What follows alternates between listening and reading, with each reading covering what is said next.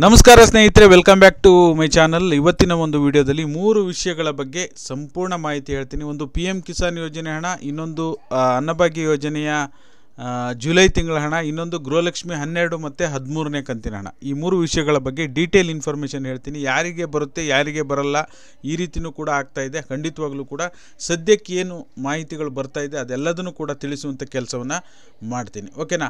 ಹಾಗಾಗಿ ಪೂರ್ತಿ ವಿಡಿಯೋ ನೋಡಿ. ನೀವೇನಾದರೂ ಹೊಸದಾಗಿ ನಮ್ಮ ಚಾನಲ್ ನೋಡ್ತೀರ ಸಬ್ಸ್ಕ್ರೈಬ್ ಮಾಡ್ಕೊಳ್ಳಿ. ಪ್ರತಿಯೊಬ್ಬರು ವಿಡಿಯೋಕ್ಕೊಂದು ಲೈಕ್ ಕೊಡೋ ಮೂಲಕ ಸಪೋರ್ಟ್ ಮಾಡಿ, ಓಕೆನಾ. ಮೊದಲನೇದಾಗಿ ಹೇಳಬೇಕು ಅಂದರೆ PM ಕಿಸಾನ್ ಯೋಜನೆಯ ಹಣ ನಿನ್ನೆ ಬಿಡುಗಡೆ ಆಗಿದೆ. ನಮಗೆ ಸಾಕಷ್ಟು ಜನ ಕಳಿಸಿದ್ರು, ವಿತ್ ಪ್ರೂಫನ್ನು ಕಳಿಸಿದ್ರು. ನೀವು ಇಲ್ಲಿ ಸ್ಕ್ರೀನಲ್ಲಿ ಗಮನಿಸ್ತಾ ಇರ್ಬೋದು. ನಿನ್ನೆ ರಾತ್ರಿ ಬಂದಿದೆ ಸರ್, ಇದು ಗೃಹಲಕ್ಷ್ಮಿ ಹಣನ PM ಕಿಸಾನ್ ಯೋಜನೆ ಹಣನ ಅಂತೇಳಿ ರವಿ ಅವರು ಗುಲ್ಬರ್ಗದಿಂದ ಅವರು ಕಮೆಂಟ್ ಮಾಡಿರೋದನ್ನ ಕೂಡ ನಿಮಗೆ ತೋರಿಸ್ತೀನಿ. ಬೇಕಾದರೆ ನೀವು ಇಲ್ಲಿ ಗಮನಿಸ್ಬೋದು. ಸಾಕಷ್ಟು ಜನ ನಮ್ಮ ತಂದೆಯವರಿಗೂ ಕೂಡ ಬಂದಿದೆ. ನೀವು ಸ್ಕ್ರೀನಲ್ಲಿ ಗಮನಿಸ್ತಿರೋದು ಅವ್ರು ಮೆಸೆಂಜರಲ್ಲಿ ಕಳಿಸಿರ್ತಕ್ಕಂಥದ್ದು, ವಾಯ್ಸ್ ಮೆಸೇಜ್ ಕಳಿಸಿದ್ರು. ಹಾಗಾಗಿ ನಿನ್ನೆ ಸಾಕಷ್ಟು ಜನರಿಗೆ 2,000 ರೂಪಾಯಿ ಬಿಡುಗಡೆ ಆಗಿದೆ. 2,000 ರೂಪಾಯಿ ಬಿಡುಗಡೆ ಆಗಿದೆ. ಅದು ಗೃಹಲಕ್ಷ್ಮಿ ಹಣ ಅಲ್ಲ.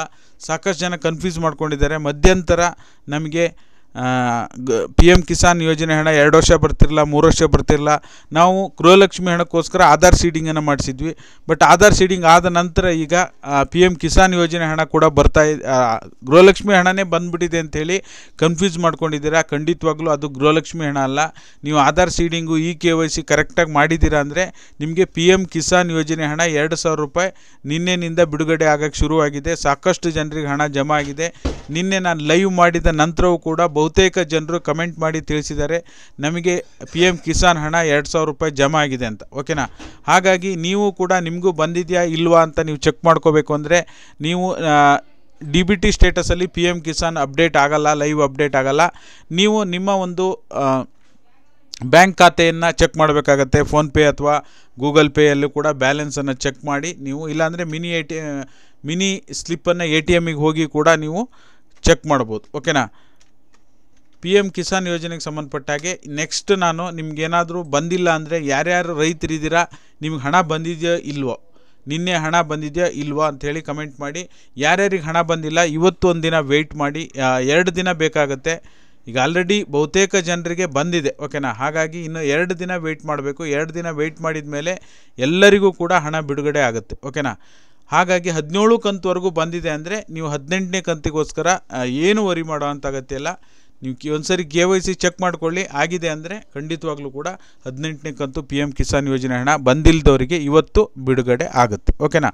ಇನ್ನು ಎರಡನೇದಾಗಿ ಅನ್ನಭಾಗ್ಯ ಯೋಜನೆಗೆ ಸಂಬಂಧಪಟ್ಟಾಗೆ ಈಗೇನು ನಾನು ನಿನ್ನೆ ಸಾಕಷ್ಟು ಜಿಲ್ಲೆಗಳನ್ನು ಹೇಳಿದ್ದೆ, ಮೈಸೂರು, ದಾವಣಗೆರೆ, ಗುಲ್ಬರ್ಗ ಡಿಸ್ಟಿಕ್ನವರು ನಿನ್ನೆ ನಾನು ಲೈವ್ ಮಾಡಿದ ನಂತರ ಗುಲ್ಬರ್ಗಕ್ಕೆ ಬಂದಿದೆ ಸರ್, ನಮಗೆ ಬಂದಿದೆ. ಧಾರವಾಡ ಡಿಸ್ಟಿಕ್ಕು ಬಂದಿದೆ. ಹುಬ್ಬಳ್ಳಿಯವರಿಗೂ ಕೂಡ ಸಾಕಷ್ಟು ಜನರಿಗೆ ಹಣ ಬಿಡುಗಡೆ ಆಗ್ತಾಯಿದೆ.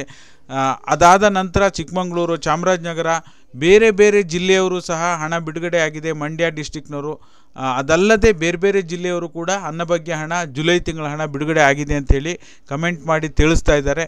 ಇಲ್ಲಿ DBTಯಲ್ಲಿ ನಮಗೆ ಇನ್ನೂ ಅಪ್ಡೇಟ್ ಆಗಿಲ್ಲ. ಯಾರ್ಯಾರಿಗೆ ಹಣ ಬರುತ್ತಾ ಇಲ್ವಾ ಅಂಥೇಳಿ ನೀವು ಇಲ್ಲಿ ಚೆಕ್ ಮಾಡ್ಬೋದು. ನೀವು ಇಲ್ಲಿ ಏಪ್ರಿಲ್ವರೆಗೂ ಕೂಡ ಚೆಕ್ ಮಾಡ್ಬೋದು, ಓಕೆನಾ. ಇಲ್ಲಿ ಏಪ್ರಿಲ್ವರೆಗೂ ಹಣ ಜಮಾ ಆಗಿರುವ ಪ್ರೂಫನ್ನು ನೀವು ಇಲ್ಲಿ ಚೆಕ್ ಮಾಡ್ಬೋದು. ಬಟ್ ಆದರೆ ಮೇ, ಜೂನ್, ಜುಲೈ ಇನ್ನೂ ಕೂಡ ಅಪ್ಡೇಟ್ ಆಗಿಲ್ಲ.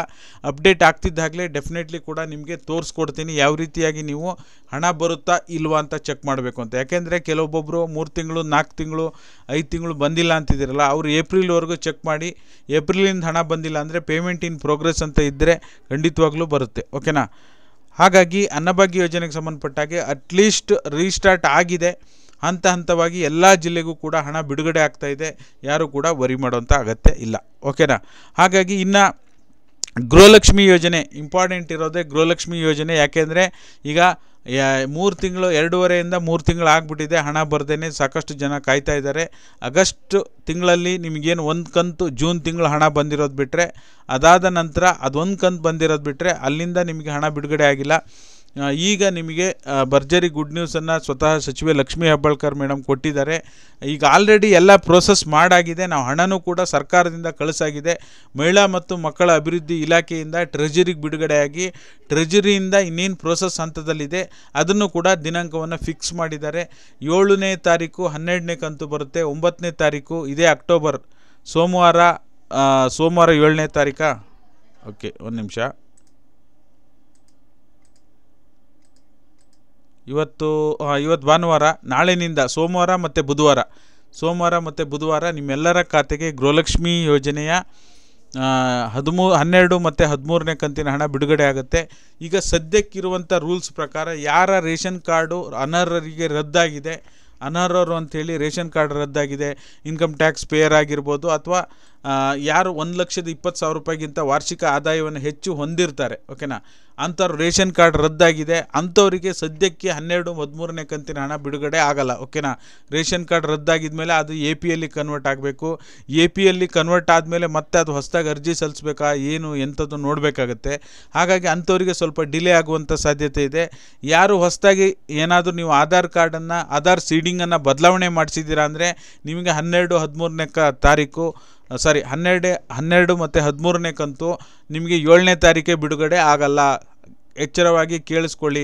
ನೀವೇನಾದರೂ ಈಗ ಒಂದು ವಾರದ ಹಿಂದೆ ಆಧಾರ್ ಸೀಡಿಂಗ್ ಬದಲಾವಣೆ ಮಾಡಿದ್ದೀರಾ ಅಂದರೆ ಖಂಡಿತವಾಗ್ಲೂ ನಿಮಗೆ ಹಣ ಬರೋದು 12 ಮತ್ತು 13ನೇ ಕಂತಿನ ಹಣ ಈ ಕ್ಷಣಕ್ಕೆ ಬಿಡುಗಡೆ ಆಗಲ್ಲ. ಇನ್ನೂ 1 ತಿಂಗಳು, 1.5 ತಿಂಗಳು ನೀವು ಹಣ ಬಿಡುಗಡೆ ಆಗಲಿಕ್ಕೆ ವೆಯ್ಟ್ ಮಾಡಬೇಕಾಗತ್ತೆ, ಓಕೆನಾ.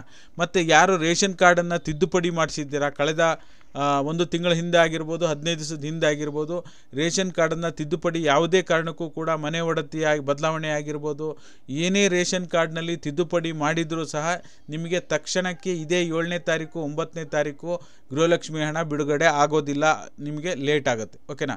ಇನ್ನು ಯಾರಿಗೆ ಬರೋದೇ ಇಲ್ಲ ಅಂದರೆ ಯಾರು ಲೋನ್ ತೊಗೊಳ್ಳಿಕ್ಕೆ ಅಂಥೇಳಿ ಇನ್ಕಮ್ ಟ್ಯಾಕ್ಸನ್ನು ಫೈಲ್ ಮಾಡಲಿ, ಇನ್ಕಮ್ ಟ್ಯಾಕ್ಸನ್ನ ತೋರಿಸಿರ್ತೀರ, ಯಾವುದೋ ಒಂದು ಹೋಮ್ ಲೋನ್ ತೊಗೊಬೇಕು ಅಂಥೇಳಿ ಇನ್ಕಮ್ ಟ್ಯಾಕ್ಸ್ ತೋರಿಸಿರ್ತೀರ, ಬಟ್ ನಿಮಗೆ ಗೃಹಲಕ್ಷ್ಮಿ ಹಣ ಬರ್ತಾ ಇರುತ್ತೆ. ಅಲ್ಲಿ ನಿಮಗೆ ಎಲ್ಲೇ ನಿಮ್ಮ ಸ್ಟೇಟಸನ್ನು ನೀವು ಅವರು ಗೌರ್ಮೆಂಟ್ನವ್ರು ಚೆಕ್ ಮಾಡಿದಾಗ ಎಲ್ಲೇ ಇನ್ಕಮ್ ಟ್ಯಾಕ್ಸ್ ಅಂತ ಬಂತು ಅಂತ ತೋರಿಸ್ತು ಅಂದರೆ ಅಂಥವ್ರಿಗೂ ಕೂಡ ಗೃಹಲಕ್ಷ್ಮಿ ಹಣ ಬರ್ತಾ ಇಲ್ಲ. GST ಯಾರು ಸಣ್ಣದೊಂದು ಅಂಗಡಿ ಇಟ್ಕೊಂಡು ನೀವು GST ರಿಜಿಸ್ಟ್ರೇಷನ್ ಮಾಡ್ಕೊಂಡಿರ್ತೀರ, ಕೆಲವು ಸಿಟಿಗಳಲ್ಲಿರೋರು GST ರಿಜಿಸ್ಟ್ರೇಷನ್ ಮಾಡ್ಕೊಂಡಿರ್ತಾರೆ.